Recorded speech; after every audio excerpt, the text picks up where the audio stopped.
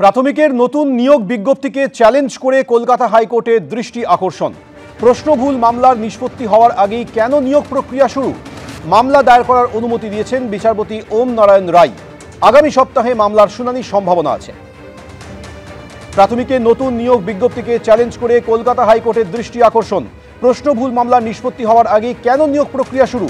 মামলা দায়ের করার অনুমতি দিয়েছেন বিচারপতি। আগামী সপ্তাহে এই মামলার শুনানি হতে পারে।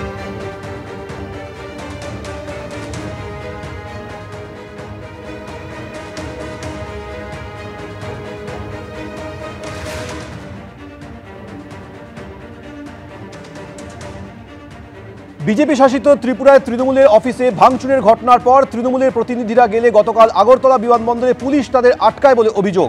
আজ দুপুরে তারা ফের পার্টি অফিসে যাওয়ার সিদ্ধান্ত নেন, একই সঙ্গে এসপি অফিসেও যাবেন। সরাসরি আমাদের সঙ্গে রয়েছেন আমাদের প্রতিনিধি প্রসেনজিৎ শাহ। প্রসেনজিৎ, আজ প্রতিনিধি দলের একাধিক কর্মসূচি রয়েছে। ঠিক তাই, একেবারে সকালবেলা কুণাল ঘোষ যেটা জানিয়েছিলেন যে সকালেই তারা প্রথমে যাবেন দলীয় কার্যালয়ে এবং দলীয় কার্যালয় থেকে তারপর যাবেন এসপি অফিসে, তারা এফআইআর জমা করবেন। এরপর যাওয়ার কথা ছিল রাজভবনে, কিন্তু এই মুহূর্তে বেলা 12টায় তাদের অফিসে যাওয়ার কথা থাকলেও এখন প্রায় 1.5 ঘন্টা অতিক্রান্ত হতে চললো, এখনো পর্যন্ত তারা হোটেল থেকে বের হয়নি। এবং জানিয়ে রাখি যে হোটেলের বাইরের যে দৃশ্যটা একেবারে সকাল থেকে কিন্তু আটো নিরাপত্তা বেষ্টনীতে মুড়ে ফেলে রেখে দেওয়া হয়েছিল। একেবারে রাজ্য পুলিশের নিরাপত্তা রক্ষীর পাশাপাশি কেন্দ্রীয় নিরাপত্তা রক্ষীও কিন্তু একেবারে হোটেলের সামনে কাল রাত থেকে ঠাঁই দাঁড়িয়ে পুলিশে ছয়ালাপ, কিন্তু তাদের 12টার পরিবর্তে 1:30টায় বের হচ্ছেন এবং কিছুটা পরিবর্তন হয়েছে তাদের কর্মসূচি। প্রথমে কথা ছিল পুলিশ সুপারের কাছে এফআইআর দায়ের করবেন, কিন্তু পুলিশ সুপার এই মুহূর্তে তার কার্যালয়ে উপস্থিত নেই, অন্য একটি প্রশাসনিক কাজে অন্যত্র থাকায় অতিরিক্ত পুলিশ সুপারের কাছে তারা এফআইআর দায়ের করবেন। এরপর রাজভবনের উদ্দেশ্যে যাওয়ার কথা, যেই ছবি আমরা একটু আগে দেখতে পেয়েছিলাম যে রাজ্যপাল রাজভবন থেকে বেরিয়ে গেছেন বেলা 12টায়, কিন্তু কার্যালয়ে কখন যাবেন সেটা এখনো পর্যন্ত তারা নিশ্চিত করে বলতে পারছেন না। কি পরিবর্তিত সূচি রয়েছে সেটাও আমরা এখনো পর্যন্ত জানতে পারছি না। যে একটু পরেই হয়তো নেতৃত্ব বেরিয়ে আসবেন এবং তারপর তাদের কাছ থেকে আমরা জানতে পারবো যে পরিবর্তিত সূচি অনুযায়ী কটা নাগাদ তারা রাজভবনে যাবেন, আদৌ কি তারা দলীয় কার্যালয়ে যেতে পারবেন বা যাওয়া হবে কিনা সেটা কিন্তু জানতে পারবো পরে। সোমেন, পুলিশের সঙ্গে বৈঠকটি নির্ধারিত হয়েছে, তো আমরা সেখানে একটা অফিসিয়াল কমপ্লেন জমা দেয়া, যেভাবে আমাদের ত্রিপুরা রাজ্য দপ্তর যে ভাঙচুর করা হয়েছে, হামলা হয়েছে, কাল ডিজির সঙ্গে তো আমাদের মিটিং হয়েছে।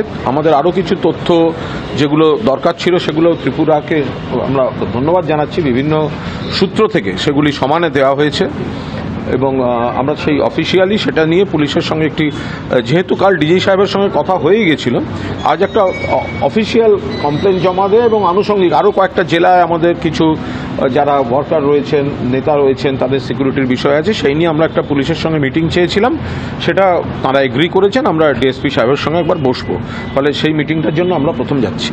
কার্যালয়ে কি যাওয়ার কর্মসূচি পরিবর্তিত হয়েছে?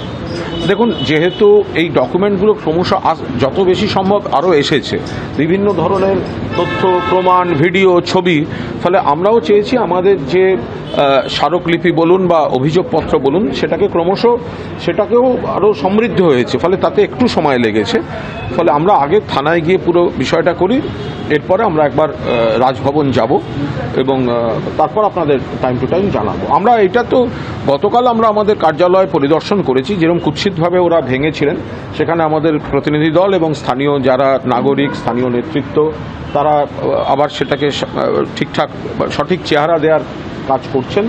বাকি তাদের কাছ থেকে আমরা বহু ধরনের অভিযোগ পেয়েছি বা তাদের সমস্যার কথা জেনেছি, সেগুলো আমরা নিশ্চিতভাবে আমাদের সর্বোচ্চ নেতৃত্বকে জানাবো। কিন্তু আপাতত আমরা পুলিশের সঙ্গে একটা, ডিজি সাহেবের সঙ্গে তো কাল আমাদের যা ডিসিশন বা কথা বলার হয়েছে, যেহেতু অন্তত মৌখিকভাবে সারাটা পজিটিভ ছিল, ফলে আজ আমরা পুলিশের সঙ্গে একটা ডিটেল মিটিং চেয়েছিলাম, সেই মিটিংটা আমরা এখন করব। Thank you. তৃণমূলের প্রতিনিধিরা এই মুহূর্তে আগরতলায় রয়েছেন, তারা এই মুহূর্তে পুলিশের কাছে যাচ্ছেন। কুণাল ঘোষ জানালেন যে তাদের কাছে এই ভাঙচুর সংক্রান্ত যে সমস্ত ছবি এবং ভিডিও তাদের কাছে এসে উপস্থিত হয়েছে, হাতে যে সমস্ত তথ্য প্রমাণ রয়েছে সেগুলি তারা পুলিশের কাছে জমা দেবেন। উপযুক্ত তদন্তের দাবি জানাচ্ছেন। কেন তাদের পার্টি অফিসে হামলা চালানো হলো, কারা হামলা চালালো, কী কারণে এই হামলা, এই যাবতীয় বিষয় নিয়ে উপযুক্ত তদন্তের দাবি জানাচ্ছেন। তাদের কাছে থাকা তথ্য প্রমাণ তারা পুলিশের কাছে জমা দেবেন। এরপর বিকেলে রাজভবনে গিয়েও তারা একটি ডেপুটেশন দেবেন।